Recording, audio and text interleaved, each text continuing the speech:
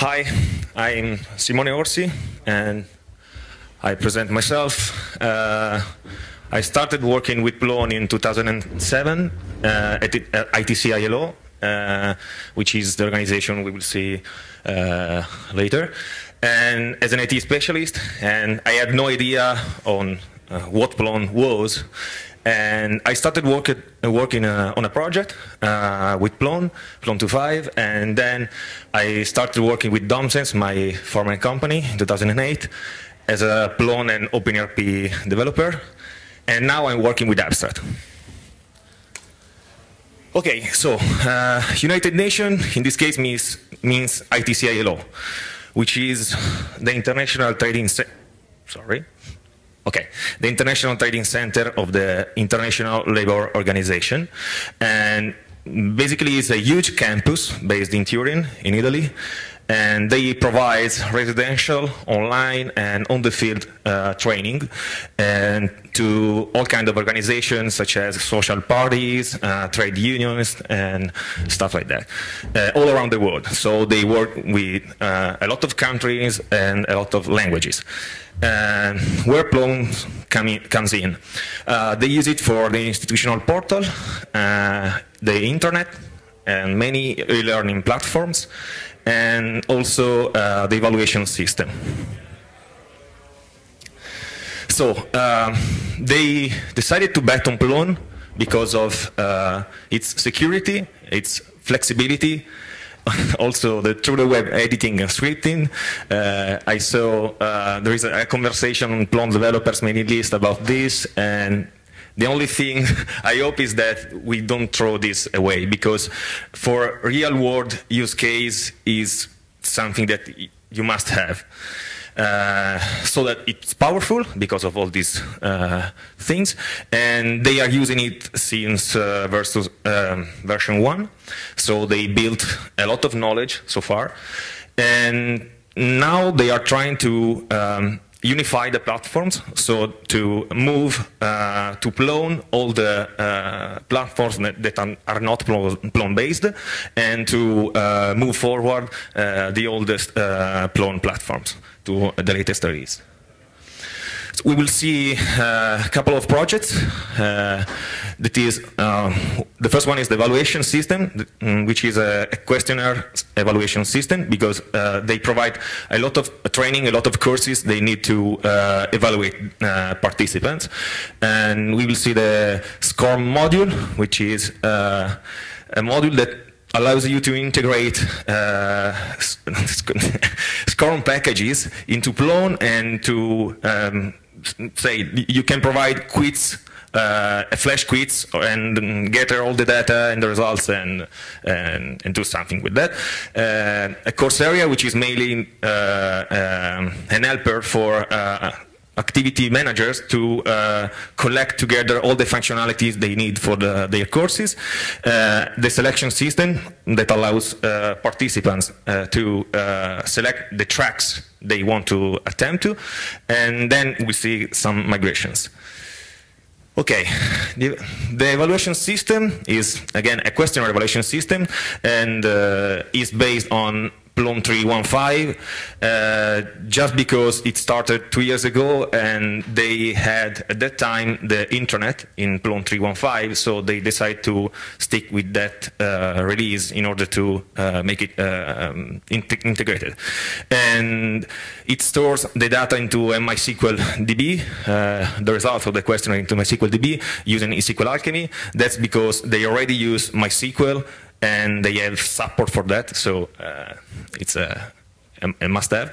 The system supports 8 languages, but I didn't use Lingua Plone, because they don't need to have a different structure for the languages, so I use a multi-language fields from Raptus, and we will see later why I choose this.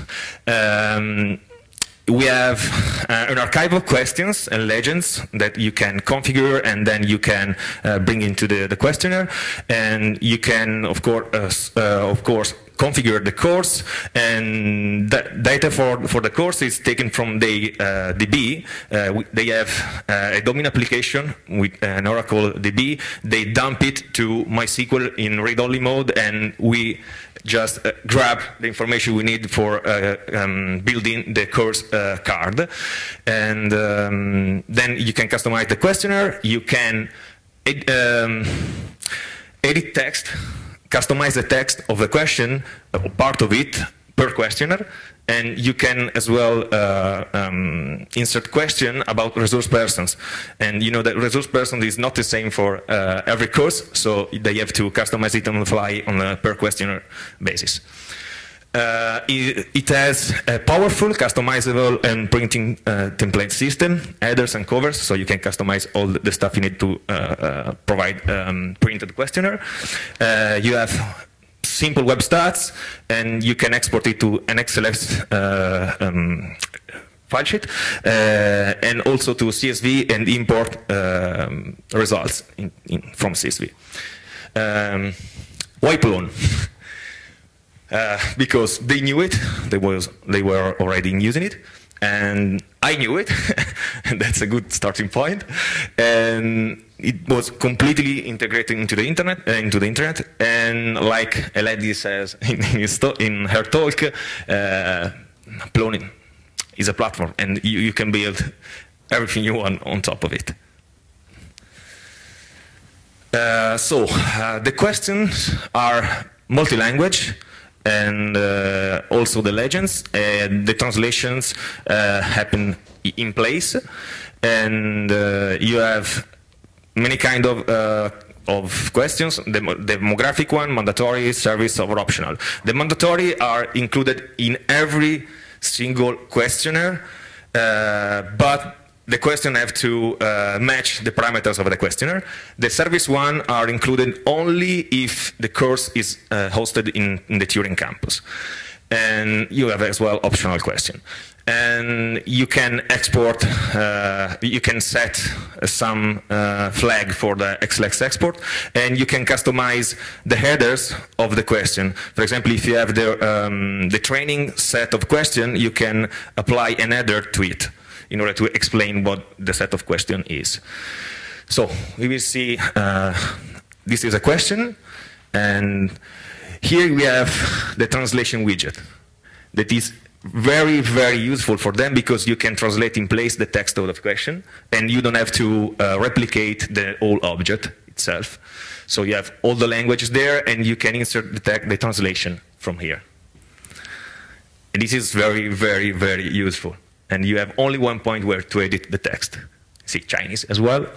And you have the response type that is, okay, go on. I'm sorry. Okay, the response type, as you can see, you have the training, the study visit, the service, and interpretation depend on the type of question and the position in the question you want to give. And you have the flag for the mandatory question, the order, of course, and here we have the partially editable flag. This allows you, what I said before, that you can customize the part of the text of the question on the questionnaire. And you have a special option, resource person, where you can pick a question or a sub-question for every resource person. Also, you can decide which questionnaire should match this question. So if it's not selected here, you won't see this question in the questionnaire.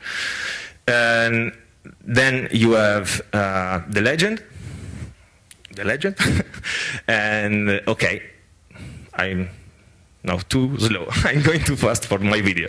Okay, the legend where you can say, for example, one, the one or the two, the three is this, is worse, is better, or good, or not at all, or stuff like that. And then we have the settings for the export in XLS format.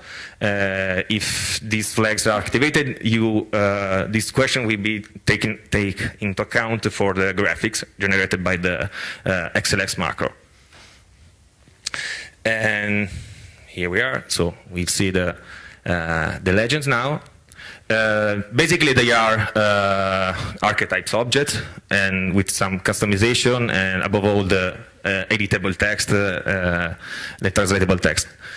Here too, we have the text translated in all the languages, so every single questionnaire can be compiled online and printed in every of the 8 languages. And you can also translate it using an external system, but it's better to not use it because it's something like Google Translator is not so reliable. And then we have the headers of the question, and as I told before, you can customize the top of the question. You can give an introduction to the set of questions you are going to face. And again, translate the title and the description, and we'll see in a few seconds what it looks like. Actually, the design is a bit ugly, but we just concentrated ourselves into, here is it, this is the header, on not on the design aspect, but on functionalities. So you should need some design love. If you're a manager, you can, of course, open the header from the questionnaire itself. So then we have the printing system, where you can select which language you want to print based on the language enabled on the course settings. You can have different template per language, thanks again to multi-language fields, because you can upload a different template for every language. And we used an ODT template library, which is Relatorio, which allows you to compile ODT template, and then using OpenOffice headless, you convert it to PDF. And also, we can have multi-language cover, sorry for Italian, and you can customize also the cover for the printed template. Here we are. This is the default template for the final questionnaire, and as you can see, you have simply a file field, and you can upload a different template for every language. So, for example, for the Chinese or the Arabic one, which is a very special one because it's right to left, you can design. This is a raw template, so you can insert all the variables you need. You have to provide these variables to the templating system, and then you can loop, you can for, or not all the Genshi template semantics, but most of them. So they can customize very easily the template. They are on their own when you're doing this. They are free to do whatever they want. And this is a cool feature because it gives them the freedom to use all the templates they need. And we will see also the cover system.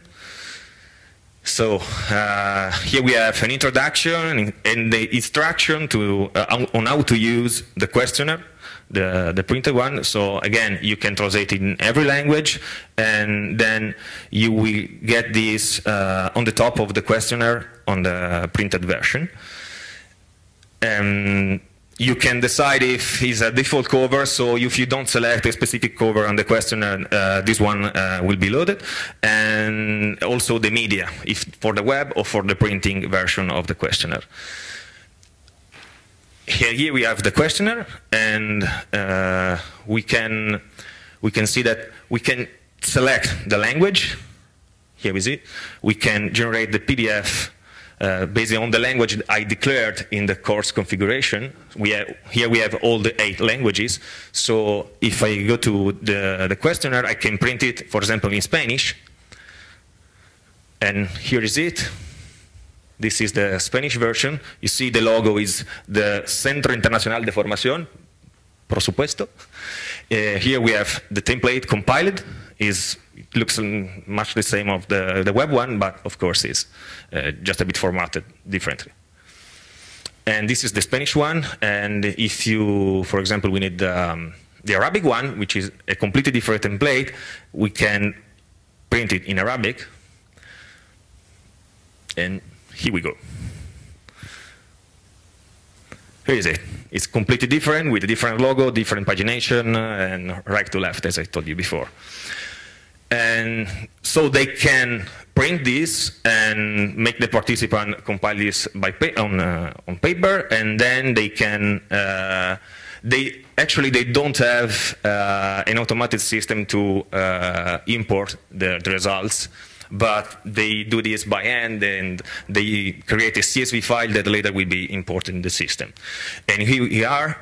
You can, as I said, import through the results through a CSV file, and you can also export the CSV file.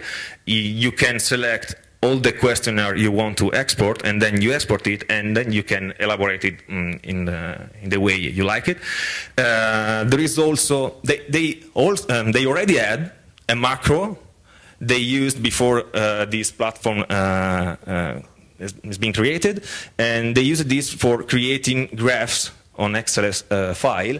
So what the system does is to export a TXT file with the format that a macro can understand, and then the macro generate all the results for them. Actually, they are using Explorer heavily, unfortunately. So this is only the automatic download of the TXT file and the open of on the macro is possible for the moment only on Explorer. Then they have the web stats with an advanced search form, and they can filter by range of dates or activity code or the kind of questionnaire or technical program. So we can access the statistic straight from the activity list, and we can export results or public results.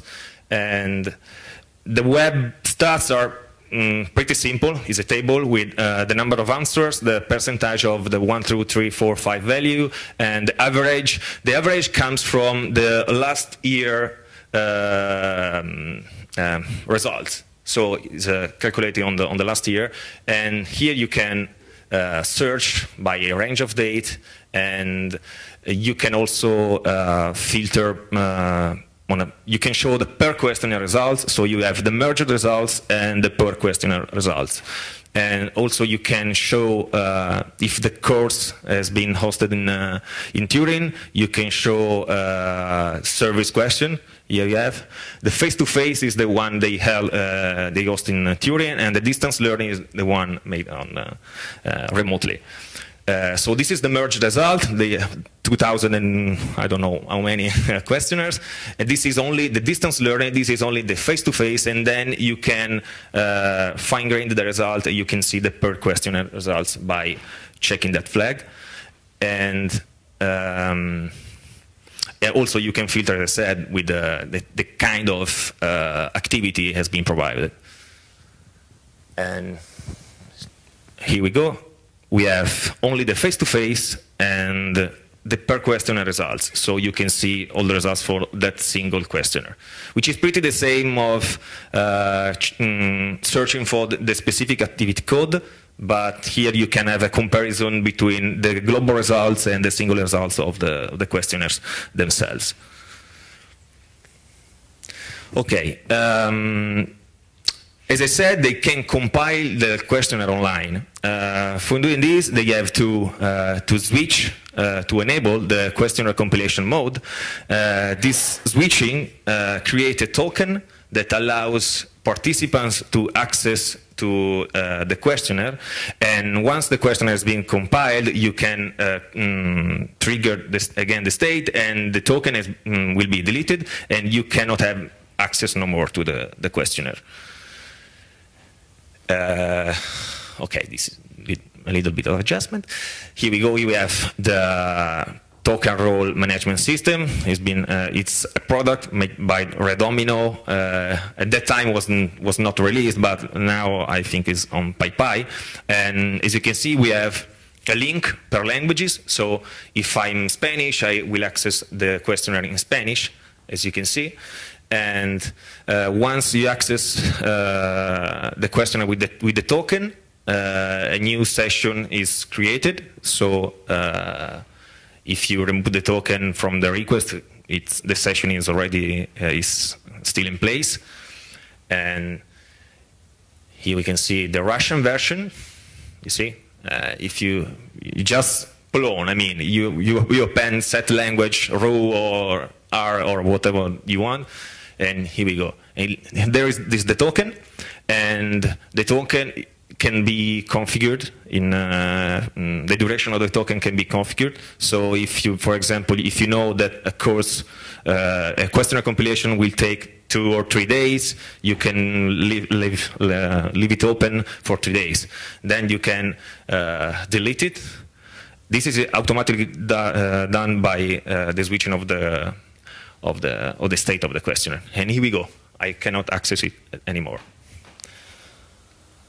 For the future, they like to have multi-language editable text, so they can translate. For the time being, you can customize a questionnaire, and you can only add a string to a question, and but you cannot translate it. So if the questionnaire is in different language, you have every time the same text.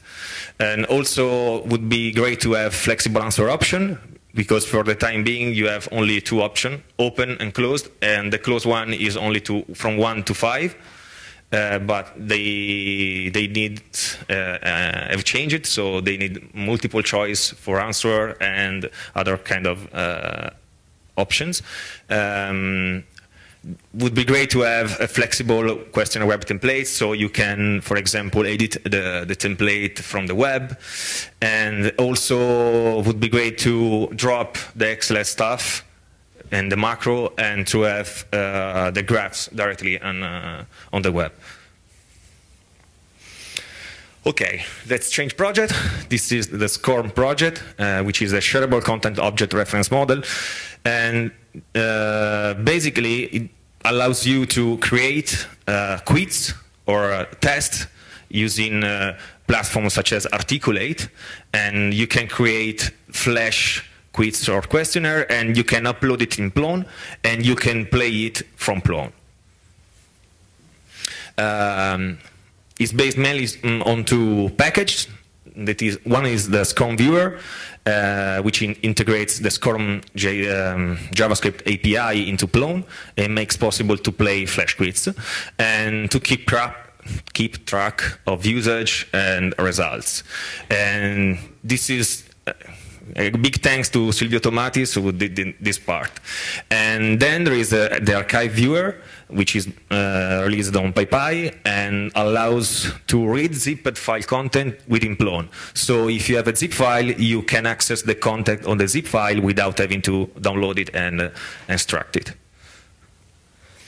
And here is an example. This is a SCORM module, and once you click on it, and you see that the Flash is being loaded. And here we go. You have the Flash quiz right from Plone. And as you can see from the URL, this is the zip file, and there is a view that traverses the zip file and can and give transparent access to the content of the zip file. So you can load the content of the zip file without having to do anything more. Okay, the battery was gone. As you can see, we can go through the quiz, and we can select answers and whatever. And basically, based on the configuration that the activity manager gave to the module, you can jump between questions or not. As you can see, I can't go anywhere without closing this question. As you can use also the full screen mode, it works. And it's very handy when you have, because in the ITCILO center, there are a lot of agency and sub-agency, and every one of them use their own tools and their own system. So many of them prefer to use SCORM packages, and so they needed to integrate it in a sort of, a manner. Then there is the course area, which is mainly an aggregator of tools for the activities. Practically is a huge folder-rich content, which is partly auto-configured on creation based on the course requirement, and it contains a conference system, an assignment system, so that the activity manager can provide assignment to the users, to the participants. It should have, we did not develop yet this part, a notification system with per content and per user settings, like I want to receive a digest of notification and some stuff like that, the SCORM module as well, and the selection tool, which we're going to see. The conference system is basically a Plone board, heavily customized, and in 2007, when I was working on Plone, there was Solicom, and I created a new version of Solicom half a year ago, and now it's based on Plone 4.1, and the purpose is to provide asynchronous training across continents, because, as I said at the beginning, they have a lot of participants from all around the world, and so you have the jet lag. You have very different hours and time, and people, for example, if they are from trading union, if you are in Africa, you don't have all the time access, you can lose electricity or internet connection, so you have, it has to be asynchronous. At first step, it supported also Explorer 6 because of this, underdeveloped country, and so it supports also. It's very light, so low bandwidth connections don't have a problem, and it has the red on red feature, so you can mark a content as read or unread, and then the activity manager can see the stats of who has read or not a content, and if they have done their work. And then they have local groups, which is a slight customization of the sharing tab, because they can share the course, and then in all the contents they have in the course, they can filter based on the group they assigned at the top level, and then they can only assign permission to people from the top level.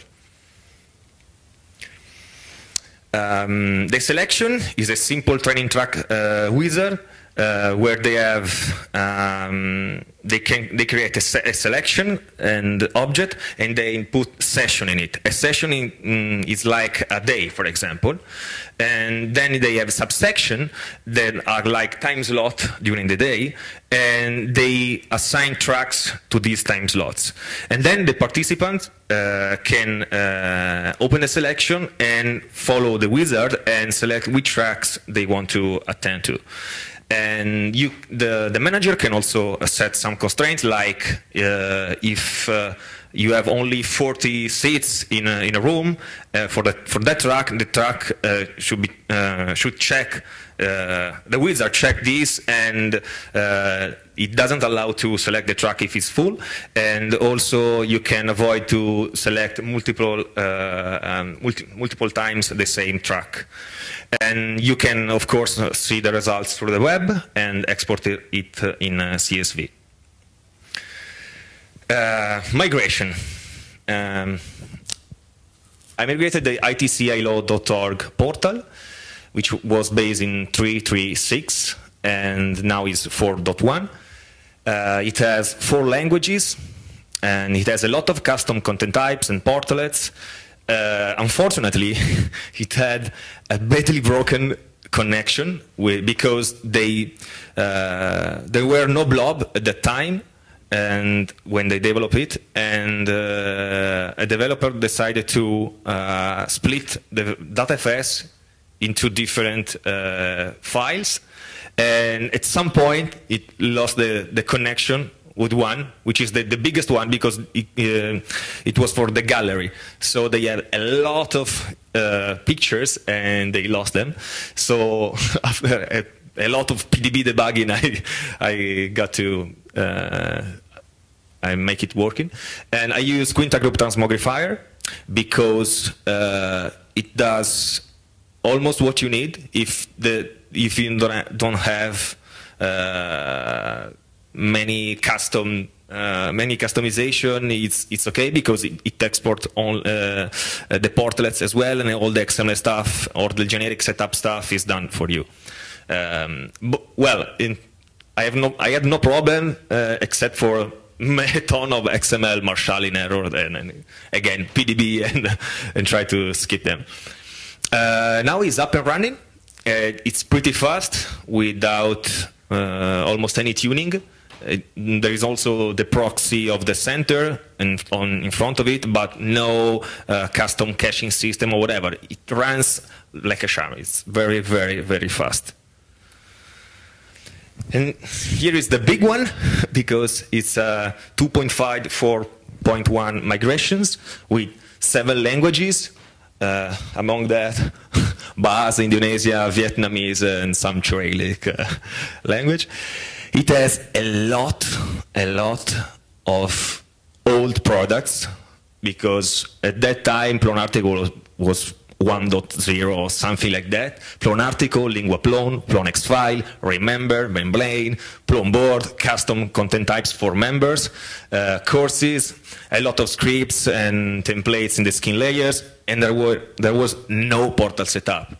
So you cannot export anything. And so you have all the stuff you need for making a migration a pure hell. And I went with Transmogrifier, with JSON. I exported the entire site to a JSON file on a file system, thanks to Garba's blueprint for Transmogrifier, and then I ported it in a brand new site without having to do any upgrade steps or something like that. And I found a script somewhere in the internet to export the content of the skin file on the skin layers, and then I converted all the templates and all the scripts to browser views. And the last one is the migration of the ACTRAV, ITCILO.org. ACTRAV is one of the agencies of the center, and they had a PHP 4, yeah, a PHP 4 website, and I migrated to Plone 4.2. The problem was that they, at some point, someday, the responsible told me, listen, I cannot fix it anymore, because every now and then was hacked and broken from people that love to do this. And so it was not affordable anymore. It's multi-language. This time I used Lingua Plone because they have different, separate structure for the site. Another problem is that it had very bad URLs, like index_php, !1, ed2, ed3, no significant URL. And I built a custom pipeline for FunnelWeb, thanks to Dylan for FunnelWeb, because it's great when you don't want to deal with the underneath database. It's perfect. It's perfect. And again, collective transmogrifier. And has been themed as the original one, thanks to Plone App Theming.